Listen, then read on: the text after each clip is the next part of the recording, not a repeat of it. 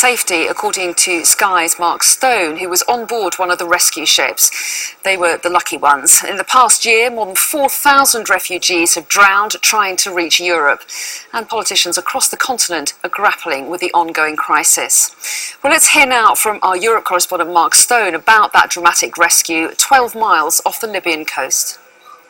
An extraordinary morning here, extremely intense hours, probably about 6 hours of intense rescue operations taking place not only from the vessel we're on, which is operated by MOAS, the Migrant Offshore Aid Station, but by other vessels, charities operating alongside the Italian Coast Guard here just off the coast of Libya. I want to switch our camera around here to try and give you a sense of what you're looking at. That vessel there is a rescue vessel, and on board you can see probably 200 or so migrants who this morning were on incredibly flimsy dinghies. They'd been let loose off the north coast of Africa from Libya with the help of smugglers, trying to reach what they would hope is a better life in Europe, but they only have about 5-6 miles worth of fuel on board, and they would all drown if they were not rescued by the likes of MOAS, who you can see here. The intensity of the rescues today was such because they took place at night.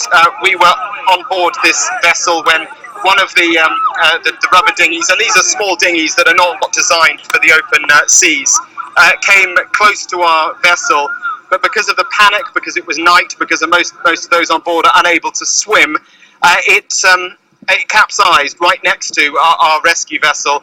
7 people died, drowned, and some of them actually didn't drown but died from asphyxiation from the fuel that was being used by the smugglers on the small dinghies. You can see some people here now, some migrants here being transferred off that other rescue vessel I just showed you and onto our vessel, because we've already got about 400 people on board and 7 dead bodies. The plan now is to take this vessel back to Italy, where people can disembark and then be processed for their asylum claims, either to be accepted or to be rejected. You can see at the back here some of the, I hope the picture's holding up, you can see some of those that were rescued a little bit earlier on, and just over here the smaller craft is offloading some of the others back onto our ship so that we can make our way. In the distance there you could see the Italian Coast Guard who coordinate all of this. They use the help of charities and volunteers, but they're coordinating it through a rescue operations centre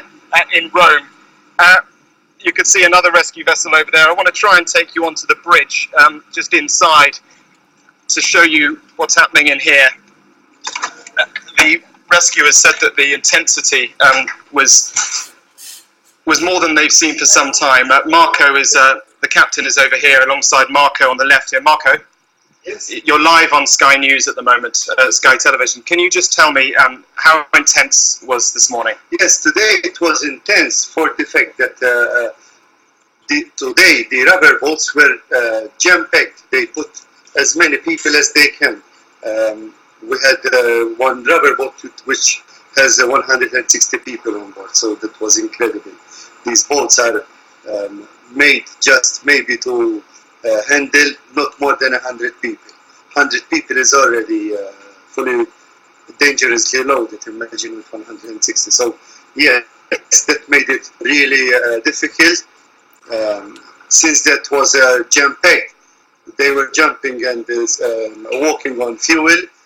Fumes were coming up, people were fainting, so it was horrible. And you almost lost one of your own team as well? Yes, one of our rescuers, while he was trying to, in fact, he managed to bring up 4 babies, while he gave me the last child.